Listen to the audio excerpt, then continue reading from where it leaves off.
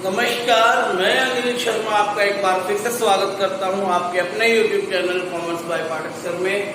आज की इस वीडियो में हम कोऑपरेटिव सोसाइटीज के बारे में पढ़ेंगे। इनफैक्ट हमने इसके बारे में एक वीडियो पहले भी बना चुके हैं।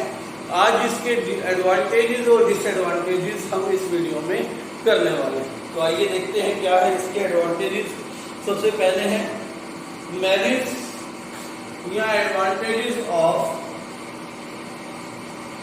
Cooperative societies.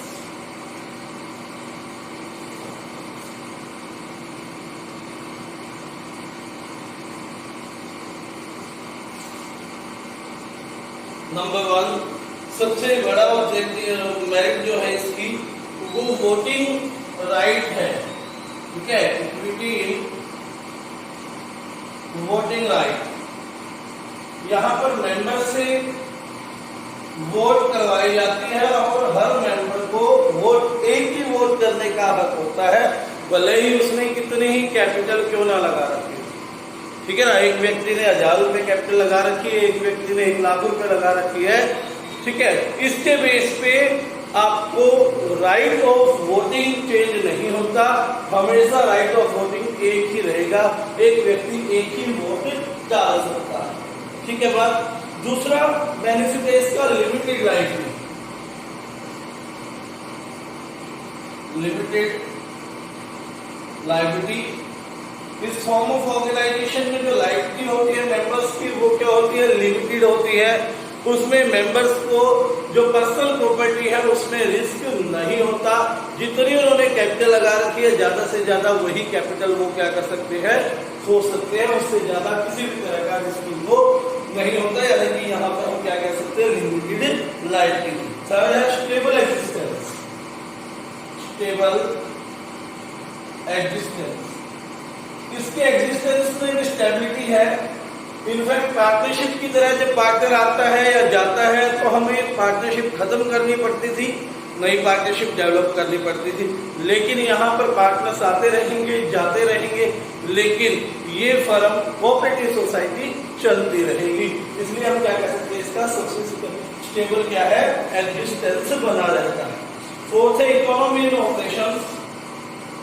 Economy in operation, जैसा कि आप जानते हो कि इस फर्म का मेन ऑब्जेक्टिव प्रॉफिट कमाना नहीं होता, बल्कि क्या देना होता है, सर्विसेज प्रोवाइड करना होता है। ठीक है, तो ये जो है अपने मेंबर्स को सर्विसेज प्रोवाइड करने के लिए ही ऐसा करते हैं, कोऑपरेटिव सोसाइटी बनाते हैं। मेन उद्देश्य होता है कि मिडिल मैन को वो खो दे और डायरेक्ट प्रोड्यूसर से वो क्या करे, कॉन्टेक्ट करे। और इसमें मेंबर्स जो होते हैं वो गिने चुने होते हैं, उन्हीं को बेनिफिट दिया जाता है। इसलिए बैड डेट्स होने का भी क्या है, खतरा नहीं है। तो इसमें जो है ऑपरेशन जो है यहाँ पर, यानी कि जो क्रियान्वयन है यहाँ इसको, इसकी जो है सस्ते रेट में हो जाता है। इसमें इकोनॉमी पाई जाती है, यानी कि इसमें कॉस्टली प्रोसेस नहीं है। इसको ऑपरेट करने में बहुत कम है इसका ऑपरेशन का खर्चा। ठीक है, उसके बाद है सपोर्ट फ्रॉम गवर्नमेंट।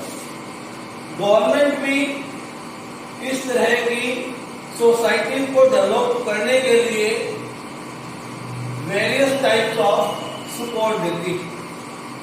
गवर्नमेंट इन्हें सब्सिडीज देती है, गवर्नमेंट इन्हें इंटरेस्ट रेट पर, लो इंटरेस्ट रेट पर लोन अवेलेबल करवाती है।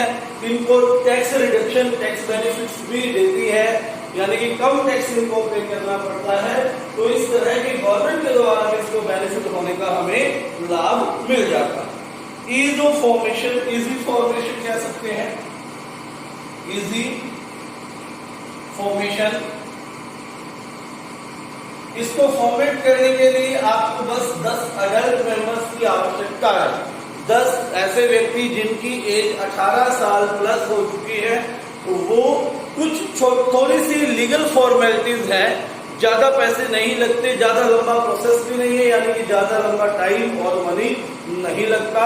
सिंपल सी प्रोसेस के द्वारा इसको आप रजिस्टर करवा सकते हो, अर्थात इसका रजिस्ट्रेशन जो है वो बहुत आसान शर्तों पर हो जाता है, ठीक है। तो इसलिए हम क्या कह सकते हैं, इस पॉइंट से सोसाइटी की मैरिट हो जाएगी इजी फॉर्मेशन, ठीक है। बात उसके बाद है 6.3 मेरिट्स ऑफ कोऑपरेटिव सोसाइटी के जल्दी जल्दी से बता देता हूँ। Equity in voting rights, limited liability, stable existence, economy in operation और support for government, support from government, not for government, support from government, government से सपोर्ट मिलता है और इजी फॉर्मेशन, आसान रहता है इसको फॉर्मेट करना। नेक्स्ट है limitations of cooperative society, limitations of cooperative society, limitations of cooperative societies. इसमें कुछ कमियां भी पाई जाती है जिसके बारे में हम डिस्कस करने वाले, ठीक है। सबसे बड़ी कमी इसमें क्या है, लिमिटेड रिसोर्स है, ठीक है। नंबर 1 लिमिटेड रिसोर्स,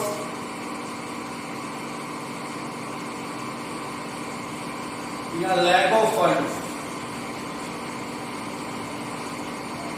क्योंकि कुछ ही मेंबर इसको मिलकर बनाते हैं। जितने रुपए वो अपनी सेविंग से जनरेट कर सकते हैं उतने ही क्या हो सकती है, इसकी कैपिटल हो सकती है। और दूसरा, इसमें 1 पर्सन 1 वोट का जो सिस्टम है, इसके अकॉर्डिंग कोई भी व्यक्ति ज्यादा पैसे नहीं लगाना चाहता, ज्यादा कैपिटल नहीं लगाना चाहता, क्योंकि उसको उस चीज का कोई ज्यादा बेनिफिट नहीं मिलने वाला, वो ह्यूज अमाउंट वो इन्वेस्ट नहीं करता। इसलिए यहाँ पर हमेशा शॉर्टेज ऑफ कैपिटल पाई जाती है। और लार्ज स्केल ऑपरेशंस पे जो है रेट ऑफ डिविडेंड इसमें इन्वेस्टमेंट का बहुत कम रहता है। रेट ऑफ डिविडेंड क्या रहता है, कम रहता है, यानी कि जो लाभ होंगे वो भी ज्यादा नहीं होंगे। तो इसलिए जो व्यक्ति है यहाँ पर लिमिटेड रिसोर्स के कारण, कम लाभ के कारण क्या कर पाते हैं, कैपिटल कम लगा पाते हैं, ठीक है। इसलिए इसमें क्या रहेगी, लिमिटेड रिसोर्सेज रहेंगे। सेकंड पॉइंट है inefficiency in management, inefficiency in management. जैसा कि मैंने आपको बताया है कि होता क्या है, होता यह है कि